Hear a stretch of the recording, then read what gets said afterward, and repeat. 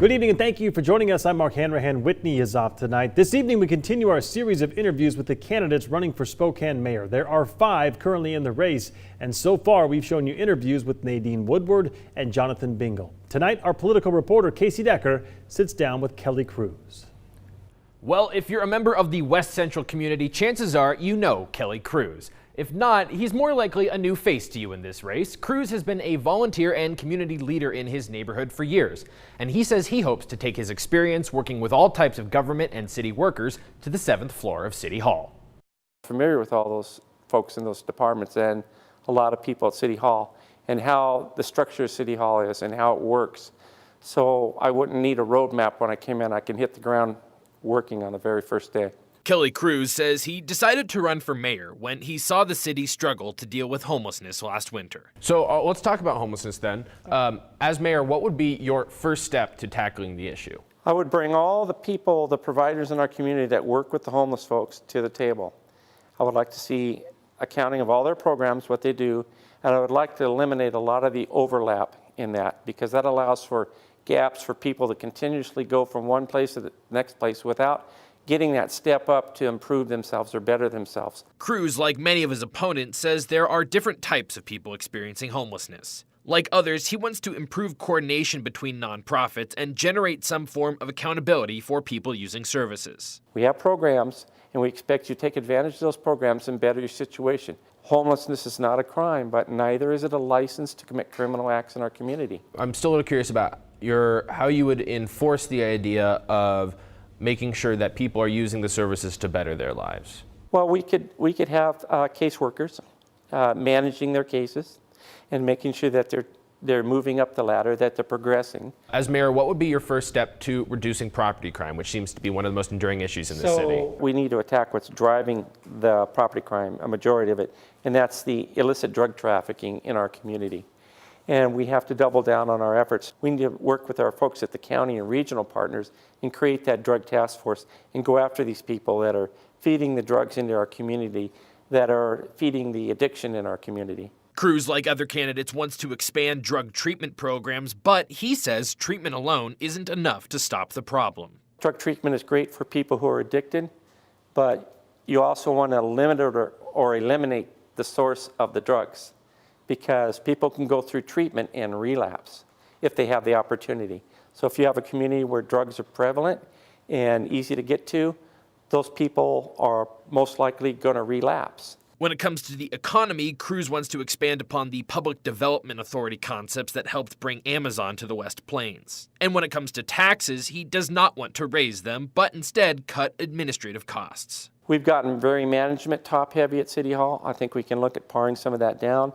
Cruz also wants to focus on continuing the work he's doing in West Central to stop certain released convicts from coming to Spokane.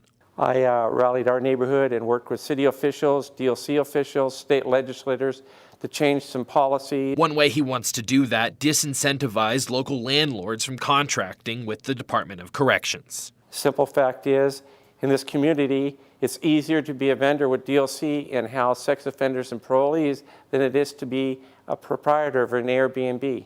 The rules are completely different. And as with our interviews with Woodward and Bingle, what you just saw there was only excerpts. We'll be posting a more complete transcript on KREM.com. And our 4th interview will be coming next week when I sit down with Ben Stuckert on Tuesday. Mark? That was Casey Decker reporting. To weather now. The official start of summer still a week away, but we're already dealing with those warm and dry conditions here in the inland Northwest.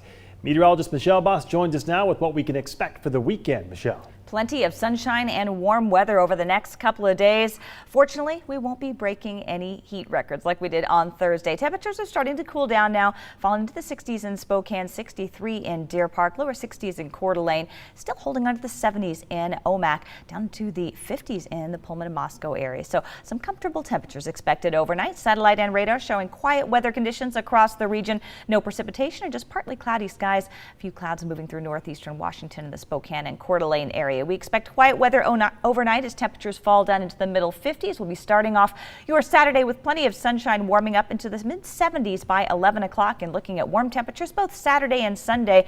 The warmest readings on Sunday with a high of 86 degrees for Father's Day. All right, Michelle, thank you very much. After a night out in Spokane, riding a Lime scooter may seem like an inexpensive and convenient option to get home, but can you get a DUI while riding a scooter or a bike? KREM 2's Amanda Rowley asks Spokane police. As inexpensive and convenient Lime scooters can be, they may not be the best idea after a night out. Since the Lime program returned to Spokane in May, there have been a total of 2 injuries reported. That's according to Spokane city officials overseeing the program. But can you be cited for a DUI if you ride a scooter or bike after one too many? Spokane Police Sergeant Terry Pruniger says no. You may be, depending on your actions, committing other crimes that have to do with rules of the road, or your behavior just may be so dangerous that police have to intervene.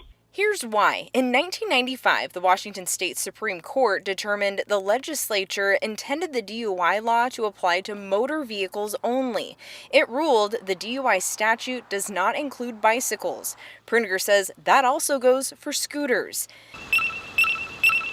Now you may be thinking, but the scooters are electric. Doesn't that make it a motorized vehicle?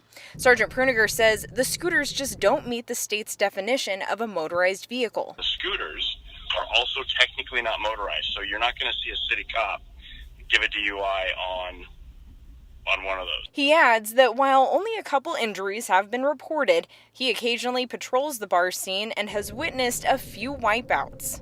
Especially the officers that work over the weekends and in the evenings, they have noticed, an increase in crashes, and we've seen people crash scooters, crash bicycles. So it may not really be the best idea to ride a scooter after a few cold ones, and based on the crashes police have seen, it's maybe best to call a taxi or an Uber. Amanda Rowley, KREM 2 News. A new report shows President Donald Trump's campaign owes the city of Spokane more than $65,000. The cost covers security during his 2016 visit to Spokane while he was campaigning for president. In May of 2016, his campaign had an afternoon rally before heading off to the west side. According to a report from the Center for Public Integrity, Trump's campaign owes the city $65,000 for providing security. The report also says the president owes 9 other cities money. The bills add up to more than $840,000. And this looks to be pretty typical for politicians. Spokane was a hotspot during the 2016 presidential election. Former President Bill Clinton stopped in Spokane to garner support for his wife Hillary's presidential run. His visit came on the heels of Bernie Sanders' campaign stop in Spokane. And in October of last year, Vice President Mike Pence attended a fundraising event for Representative Kathy McMorris Rogers. The city of Spokane has sent bills to these campaigns, but it tells us they have so far not been reimbursed. Washington Governor Jay Inslee is among 20 Democratic presidential candidates taking part in the Democratic National Committee's first debate later this month. We now know how the candidates will be broken up. There will be 2 two-hour debates, each with 10 candidates. Inslee will be part of the first session on June 26th. The DNC says it divides the candidates at random. Looking ahead to tomorrow, the South Hill Library will be hosting its Drag Queen Story Hour. The event coincides with Pride Month.